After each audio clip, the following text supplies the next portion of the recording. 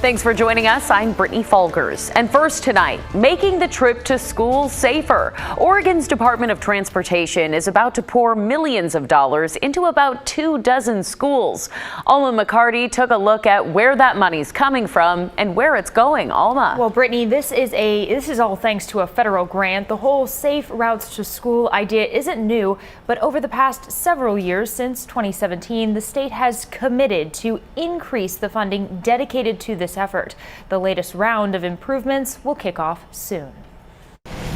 A safe walk to school isn't always guaranteed. High-speed roads, a lack of light, the absence of bike lanes, or even sidewalks are barriers. No parent wants to say goodbye, have a great day to their child, thinking that that person could not make it safely to and from school. Shelley Snow with the Oregon Department of Transportation says they're working to chip away at that, making as many routes as safe as they can.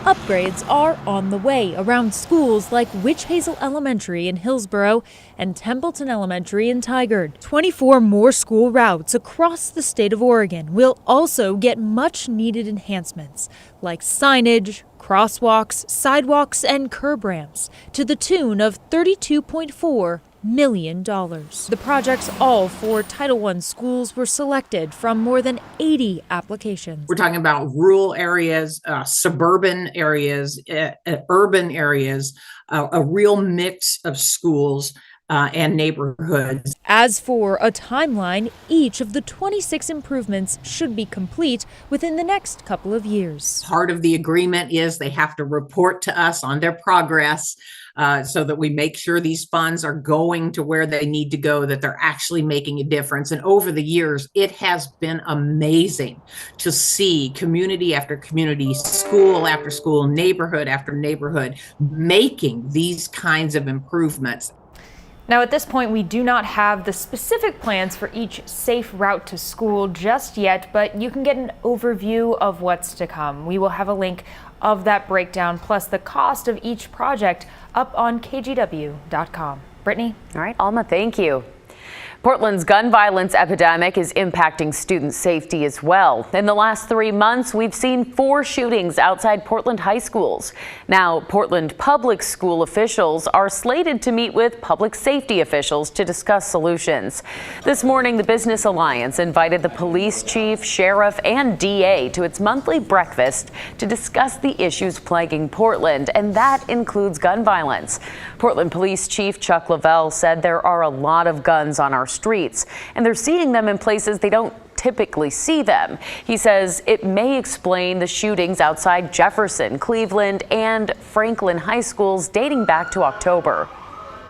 It's very concerning. I've had direct conversations with the principals at Jefferson, Cleveland, and Franklin just in the last 4 months as they've had incidents. And the schools are near and dear to my heart in my time as a school resource officer. So we're continuing those conversations. For us, we just want to play a role, whatever that looks like for police, in keeping our kids safe. Chief Lavelle will join 14 others at PPS headquarters tomorrow morning to discuss solutions when it comes to gun violence. KGW will be there and bring you any new developments. There will be no charges filed against a Clark County deputy who shot and killed an off-duty Vancouver police officer at his home. The Clark County prosecutor declined charges against Sheriff's Deputy Jonathan Feller for the death of 52-year-old Donald Sahota. Back in January of 2022, Officer Sahota was shot and killed by Feller in front of Sahota's home. At the time, Sahota was fighting with a man who was running from police and trying to get into his home. But when Deputy Feller got on scene, he mistook Sahota for the suspect and shot him by mistake. Developing tonight, we're taking a closer look at buildings deemed unsafe in Portland. It was a challenge that firefighters faced when flames raced through an old empty church downtown. Thanks to an unsafe building designation, they had advanced warning of what they'd be up against. But there are several other places around Portland considered unsafe for firefighters that have people living or working inside them. Tim Gordon explains why that's allowed. We had a hose line on the 3rd floor as well as a hose line on the 2nd floor, and it was just labor intensive opening up all the walls. And it was starting to hit this structure, this home here. Thursday afternoon, we heard from firefighters first on scene who made a valiant effort to save the structure next to the old Korean church. The church that burned like an inferno is now a pile of rubble. The old church rectory, now an apartment building, is still standing. It was advance information about the vacant church that warned firefighters to stay out for their safety. So it is a multi-pronged approach to warn the first in engines, trucks, companies that there's unique hazards to them fighting fire in an offensive strategy. Battalion Chief Tom Walsh was working the night of the raging fire last week.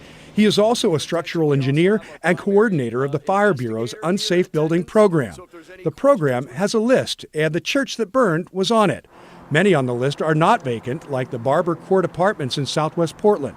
Miguel Martin lives at a newer place next door and says the people at Barber Court are nice, but the building is not.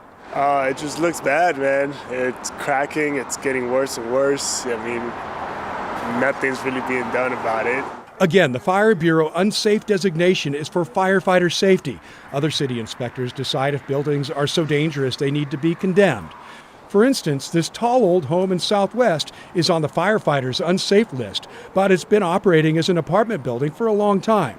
Nearly 10 years ago, a Fire Bureau inspector said he found conditions that would be tough for fire crews, saying fire operations and laddering the building would be very difficult. Looking at the place, you could see why. I spoke to the building owner, who says they have a working fire alarm system, have regular fire inspections, and crews even came up and practiced their plan there. Other buildings, like the vacant Gordon's Fireplace building at Northeast 33rd and Broadway, have the use sign for unsafe.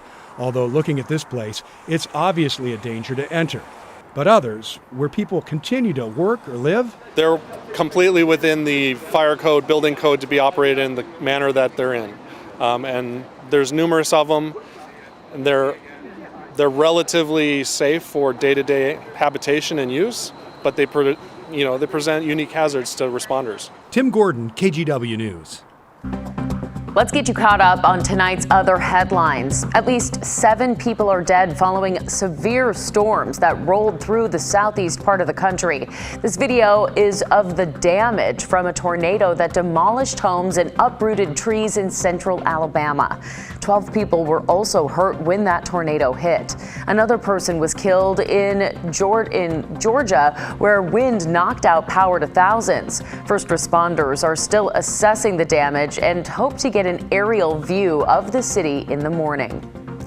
The man accused of killing 4 University of Idaho students was back in court today. The judge asked suspect Brian Kohberger and his legal team if they wanted a preliminary hearing. They opted for that, but not a speedy one, instead requesting a date 6 months from now. They say they need time to prepare for the case. A new court date has been set for June 26th. Kohberger has not entered a plea yet. And the family of Lisa Marie Presley says she died today after suffering cardiac arrest. The only child of famed singer Elvis Presley was 54 years old. Her mother, Priscilla, said in a statement, Lisa Marie was rushed to a Southern California hospital earlier this morning. Lisa Marie was at the Golden Globes earlier this week on Tuesday. She was there to celebrate with actor Austin Butler, who won Best Actor in a Drama for the movie about her father, titled Elvis. Transmission of respiratory viruses appears to be slowing around Oregon. That, according to Oregon Health Authority officials today, though they say many hospitals are still operating at capacity. When it comes to RSV, hospitalizations are quickly dropping, and we are now past the peak for cases in children. As for COVID, hospitalizations in Oregon have dropped over the past week. Experts predict in February we will see an increase in cases of the new COVID Omicron subvariant, but they say there's no cause for panic. This subvariant does not lead to more severe illness than past variants. As we move into 2023, the trends look much better, that we will not be having the same conversations and seeing the same heights of surges that we saw in previous years. Now, as for the flu virus, experts say cases remain high, but we did hit the peak for adults in December, and cases in kids are just starting to drop. Well, if you've been looking for ways to make your home more energy efficient, you might want to take advantage of some new tax credits. They come from the Inflation Reduction Act that passed last year and cover things like insulation, solar panels, and heating and cooling systems. Each of the tax credits is different, but most of them have a yearly cap on how much you can get back on your taxes. For example, if you get new windows in your home, you can get a tax credit for 30% of the total cost, up to $600. But the cap resets each year, so spreading out your upgrade projects will allow you to make the most of your credits. Folks don't have to think, gosh, I have to tackle all these projects at once. I have to do a huge energy efficiency upgrade. Not at all. Now we have more details in a post up at KGW.com for you, along with links to help you navigate the complicated new system.